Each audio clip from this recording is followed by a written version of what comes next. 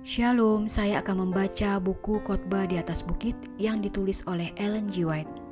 Makna rohani dari hukum Allah dengan pembahasan di Matius 5 ayat 39.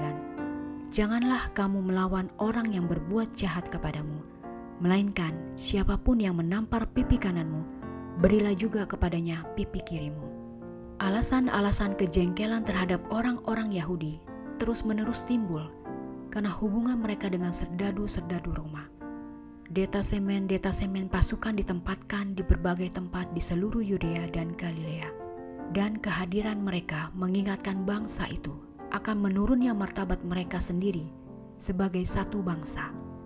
Dengan kebencian jiwa mereka mendengar tiupan keras trompet dan melihat pasukan-pasukan serdadu mengelilingi bendera Roma menghormati simbol kuasanya ini. Bentrokan di antara bangsa itu dan para serdadu sering terjadi, dan ini mengobarkan kebencian umum. Sebagaimana pegawai pemerintahan Roma sering cepat-cepat pergi dari satu tempat ke tempat lainnya dengan tentara-tentara pengawalnya, akan menangkap para petani Yahudi yang sedang bekerja di ladang dan memaksa mereka untuk membawa beban mendaki lereng gunung atau memberikan pelayanan lain yang mungkin diperlukan. Ini sesuai dengan hukum dan adat bangsa Roma. Dan melawan kepada tuntutan yang demikian hanya menimbulkan celaan dan kekejaman.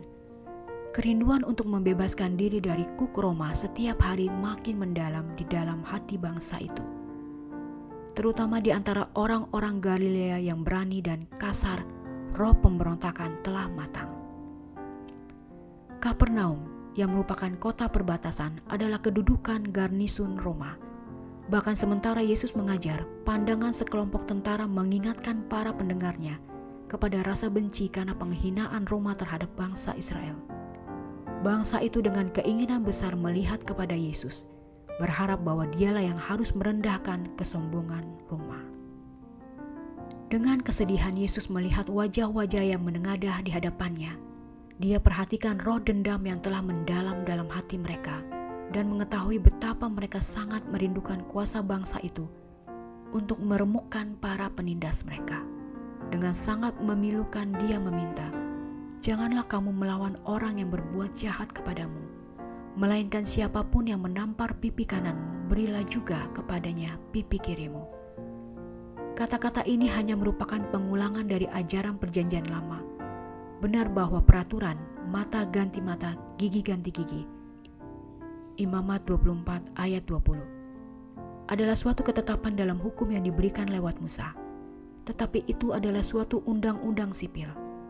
Tidak seorang pun dibenarkan dengan membalas dendam, karena Tuhan mengatakan kepada mereka, jangan engkau berkata, aku akan membalas kejahatan.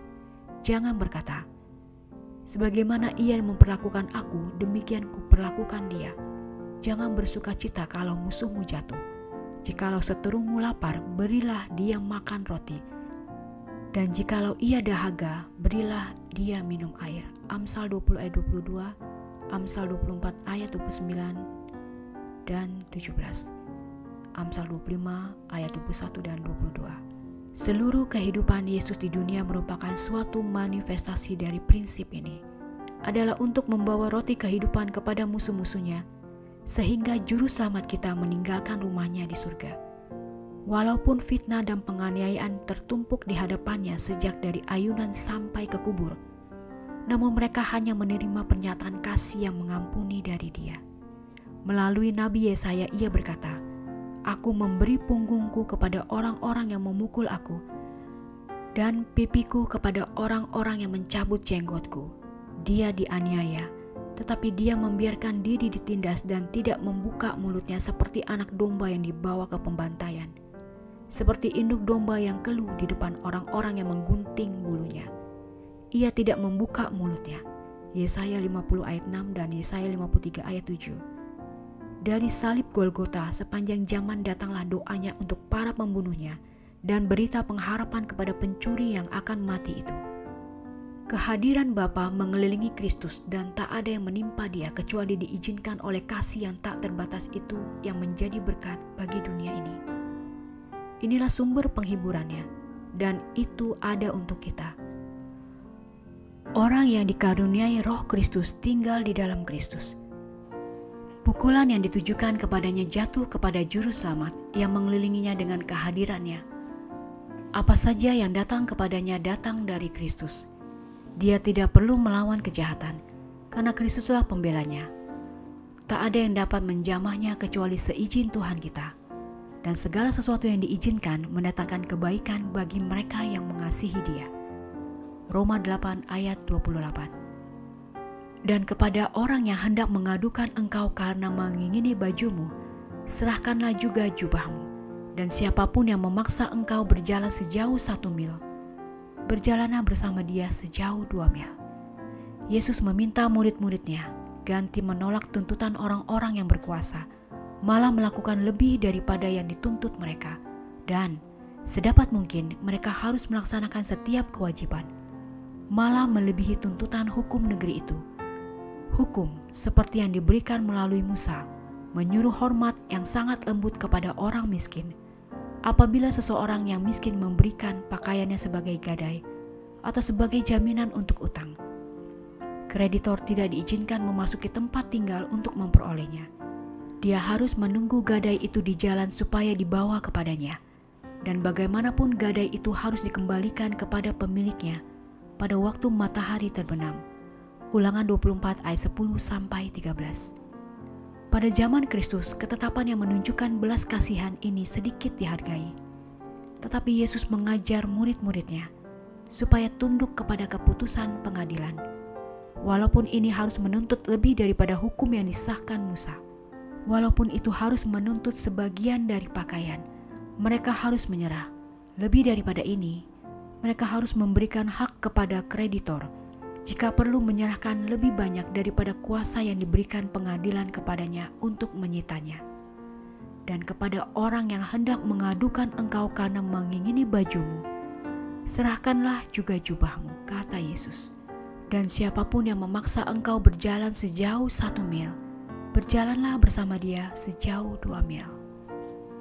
Yesus menambahkan, jangan engkau menegarkan hati ataupun menggenggam tangan terhadap saudaramu yang miskin.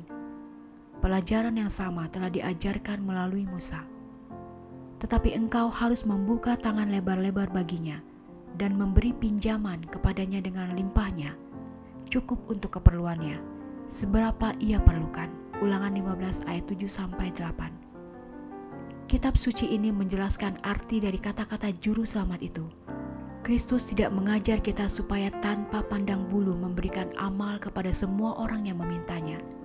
Tetapi Dia katakan, memberi pinjaman kepadanya dengan limpahnya. Dan ini harus menjadi suatu pemberian, bukan suatu pinjaman, karena kita adalah meminjamkan, tidak mengharapkan balasan. Lukas 6 ayat 35. Siapa yang menyerahkan dirinya dengan amalnya memberi makan 3 orang, dirinya, sesamanya yang lapar, dan aku. Demikianlah bacaan buku Khotbah di atas Bukit dengan pembahasan di Matius 5 ayat 39, yaitu, janganlah kamu melawan orang yang berbuat jahat kepadamu, melainkan siapapun yang menampar pipi kananmu, berilah juga kepadanya pipi kirimu. Tuhan memberkati.